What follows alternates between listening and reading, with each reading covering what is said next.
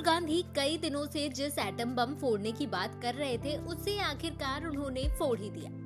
बकायदा 1 घंटे की प्रेस कॉन्फ्रेंस करके राहुल गांधी ने वोट चोरी का सारा कच्चा चिट्ठा खोला है। इन सब की शुरुआत महाराष्ट्र और हरियाणा चुनाव से हुई थी। कांग्रेस को पूरा यकीन था कि हरियाणा में तो उनकी ही सरकार बनेगी, क्योंकि बीते 10 सालों से वहां सत्ता पर काबिज भाजपा सरकार की एंटी इनकम्बेंसी बहुत थी।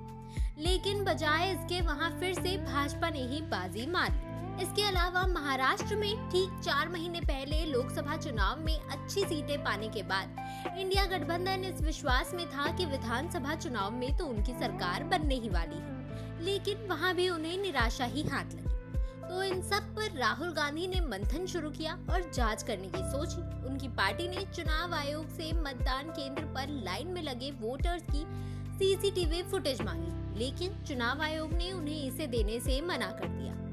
जिसके बाद कांग्रेस पार्टी ने खुद अपना सर्वे कराया और वो इस नतीजे पर पहुंचे कि वोट चोरी तो हुई है। राहुल गांधी ने भाजपा और चुनाव आयोग पर बहुत ही ज्यादा गंभीर आरोप लगाए हैं। अब इसी पर आज केंद्रीय गृह मंत्री अमित शाह की प्रतिक्रिया भी आई है।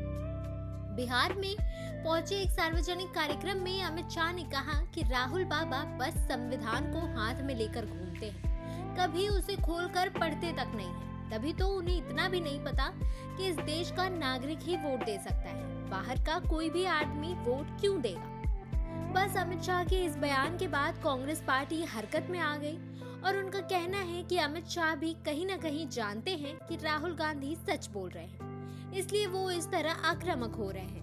हालांकि इस पूरे मामले ने चुनाव आयोग की निष्पक्षता पर सवाल खड़े कर दिए। चुनाव आयोग का यही कहना है कि ऐसी कोई भी धांधली नहीं हुई है, लेकिन जिस तरह से कांग्रेस पार्टी और पूरा विपक्षी खेमा यानी कि इंडिया गठबंधन इस बात को लेकर एकजुट है और इस मुद्दे को उठा रहा है, वो तो यही दिखा रहा है कि कुछ न कुछ तो जरूर हुआ है।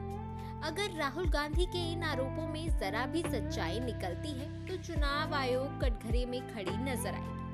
दूसरी ओर कांग्रेस पार्टी का ये भी कहना है कि आगामी दिनों में इस मुद्दे से ध्यान भटकाने के लिए भाजपा जरूर कोई न कोई नया मुद्दा लाएगी।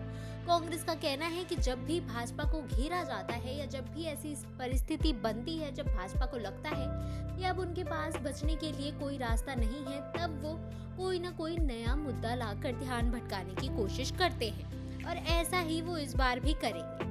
हालांकि अभी तक तो भाजपा की तरफ से ऐसा कुछ भी करने की कोशिश नहीं की गई है। अब ये तो वक्त ही बताएगा कि आने वाले समय में क्या होता है। क्या राहुल गांधी के इन आरोपों में सच्चाई निकलती है?